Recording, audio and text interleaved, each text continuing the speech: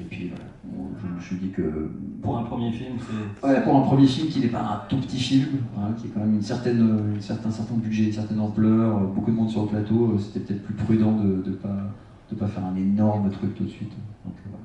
Et puis j'avais vieilli, je préférais confier le rôle à les gens plus jeunes et plus beaux. Allez, une question. Oui, je vois. La maman. Bonsoir, non, ma grand-mère. La grand-mère, très bien. Je vais rabaisser un tout petit peu le débat. D'accord. Est-ce que Tom Leb et Lucie Bougena sont des fils et des filles d'eux? Ah, alors, il y en a un qui est le fils d'eux et il y en a une qui est la nièce d'eux. Mais c'est vraiment pas pour ça que je les ai pris. C'est vraiment parce que c'était super comédie. Ah, je vous en prie. Alors, On n'a pas parlé d'Olivier Gourmet, qui est quand même génialissime. Moi, je le trouve en Cyrano. Non, je ne sais pas ce que vous en avez pensé. J'ai presque envie de le voir vraiment interpréter Cyrano sur scène, quoi. Ouais, bah, proposez-lui. Hein. Je pense que il a quand même un planning de ministre. Hein. Il tourne vraiment beaucoup. Mais non, c'était génial d'avoir Olivier Gourmet. C'est un acteur fabuleux, hyper humble, bosseur. Enfin, c'est vraiment merveilleux de l'avoir sur le plateau. Comme tous d'ailleurs, hein, mais lui qui avait un rôle vraiment costaud, qui jouait Cyrano, etc. C'était un bonheur de le voir jouer même. Il y a des acteurs comme ça, moi Dominique Pinon, enfin Amélie Poulain, tout ça. Quand je voyais Pinon et Gourmet faire la scène du duel, c'était vraiment c'est un fantasme de gamin, quoi. C'est deux acteurs merveilleux qui sont en train de jouer pour vous, enfin c'est super. Voilà. Oui, alors. Le micro circule. Bonsoir. Au revoir, bon appétit. Il n'y a pas de souci, hein, vraiment, je comprends. S'il y a le babysitter et tout, allez-y. Vraiment, c'est pas problème. Bonsoir. Alors, bravo pour ce très beau film. Merci. Justement, on sort du théâtre dans le film pour effectivement imaginer ce que voient les spectateurs. Voilà. J'ai trouvé que c'était un très beau film, très riche, qui faisait vraiment un très bel hommage aux acteurs, aux spectateurs. En fait, j'ai juste une petite question. En fait, ça m'a beaucoup fait penser dans la trame à Shakespeare in Love. Est-ce que ça vous a inspiré? Bien sûr. En fait, je pense que c'est le petit germe de début. Shakespeare in Love, c'était il y a 20 ans à peu près, je crois. Et je l'ai vu, j'ai été bouleversé, je trouvais ça merveilleux. Moi, j'ai une double culture. Ma mère est anglaise, donc je suis à moitié anglais, donc j'ai grandi en voyant beaucoup de films anglais, britanniques, anglo-saxons, américains. Et ouais, Shakespeare in Love, ça a été un bouleversement, et je me suis dit, mais c'est génial cette idée de raconter la naissance d'un chef-d'œuvre, tout en racontant l'histoire de son créateur, et des trucs, mais en même temps c'est une comédie, donc c'est pas vraiment un documentaire, c'est super. Pourquoi on n'a pas fait ça en France?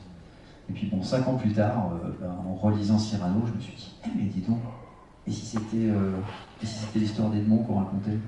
Et ce qui est marrant, c'est que au moment où j'essayais de financer le film et qu'on n'y arrivait pas, je suis parti à Londres pour voir des comédies musicales et des pièces de théâtre. Et parmi ces pièces de théâtre, il y avait Shakespeare in Love, adapté au théâtre. Et j'ai vu Shakespeare in Love et je me suis dit, mais en fait, Edmond, ça pourrait marcher au théâtre. Et je me suis même dit, en fait, le seul problème avec Shakespeare in Love au théâtre, c'est que le film a déjà existé. Et donc on vient voir le film. Alors que si on avait vu la pièce d'abord, mais ce serait merveilleux, parce que cette pièce, elle serait complètement dingue.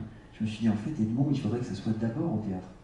Et je suis rentré et j'ai appelé les producteurs en disant, hey, si je le faisais au théâtre.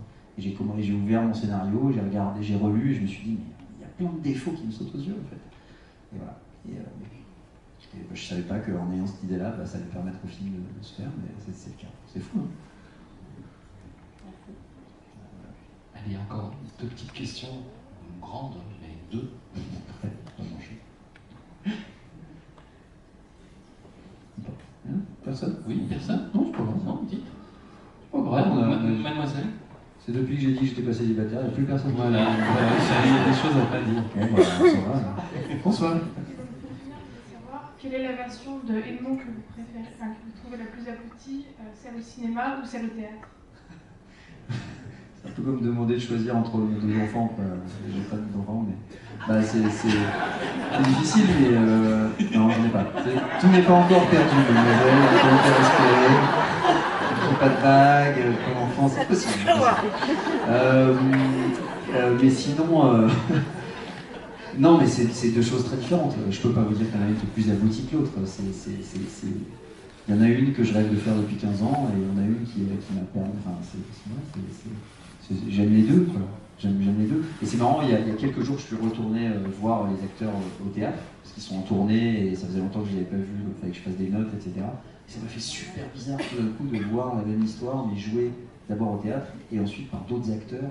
Ça m'a fait très bizarre, parce que comme je suis en tournée avec le film depuis quelques mois, là, non, c'est le même.